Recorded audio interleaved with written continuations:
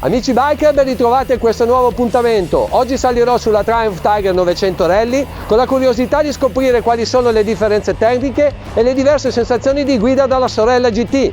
Vediamo come va dopo la sigla.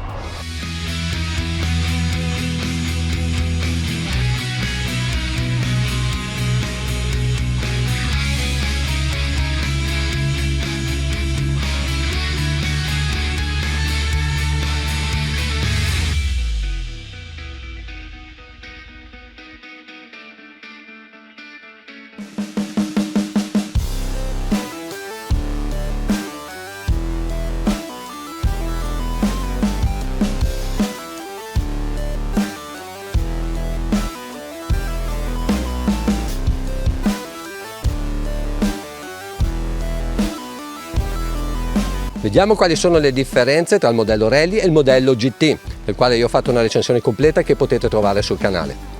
Sostanzialmente le due versioni si differenziano in primis per quanto riguarda l'altezza della sella, che in questo caso arriva a 850 mm contro gli 810 della versione GT. Io che sono alto 1,82 m vi garantisco che riesco a appoggiare perfettamente i piedi a terra. Il modello Rally sull'anteriore monta un cerchio da 21 con un pneumatico in misura 90x90.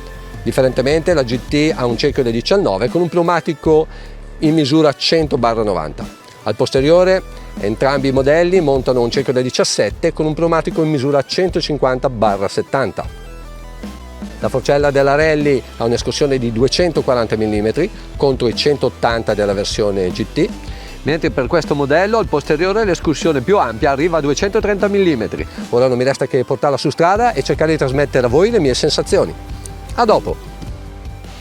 Tralasciando gli aspetti tecnici già trattati sul modello GT e riscontrabili anche su questa versione Rally, delle reali differenze vi parlerò in una prova più orientata all'off-road.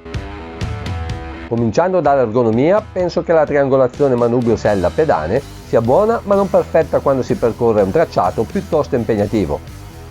Per meglio dominare la Tiger Rally sarei propenso a montare dei riser per arretrare e alzare il manubrio di qualche millimetro.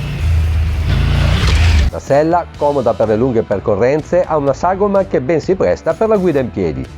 Nei passaggi più complicati è sempre possibile trovare un appoggio a terra.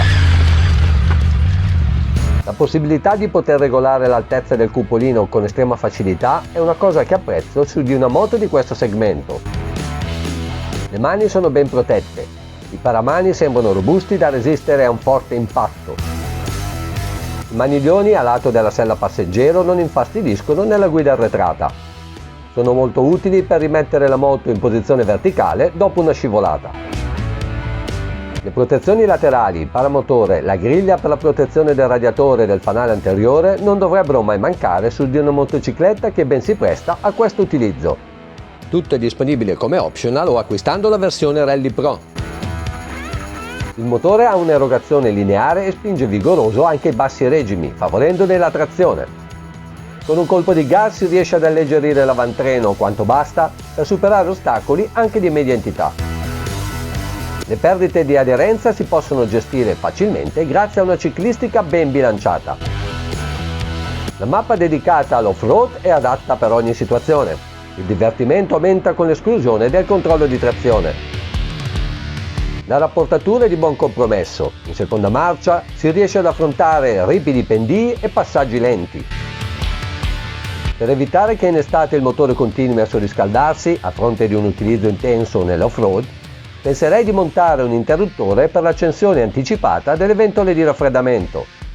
Un accorgimento di poca spesa ma decisamente conservativo. Impeccabile è la funzionalità del cambio come quello della frizione, già apprezzata anche sulla versione GT. Il reparto sospensioni di questa Rally si differenzia molto dalla sorella GT. Per questo modello hanno pensato di sostituire la forcella Marzocchi con una più performante Showa pluriregolabile a steli rovesciati da 45 mm. Grazie alla sua corsa di 240 mm e all'ottima scorrevolezza si possono affrontare percorsi riservati a moto da regolarità. Il monoammortizzatore ha una taratura perfetta per un utilizzo off-road di questa motocicletta. L'ottima progressione di intervento offre una trazione inaspettata. Anche senza pneumatici più adatti a questo tipo di tracciato riesco a procedere senza difficoltà. Ciò nonostante, rimango perplesso del fatto che, tra le regolazioni possibili, non sia presente il registro del freno idraulico in compressione. Il compartimento freni è lo stesso montato sulla GT. Quello anteriore è molto potente ma estremamente progressivo nell'intervento.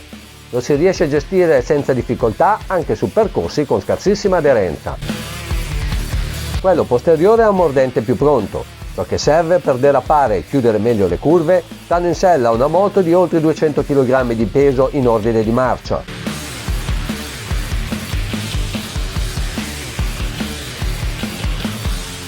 In strada il comportamento di questa Tiger Rally è ottimo tanto quanto quello della versione GT.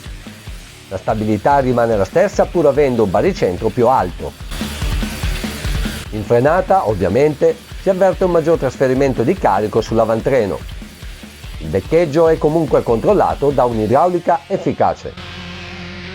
Il cerchio da 21 pollici obbliga a una guida più rotonda.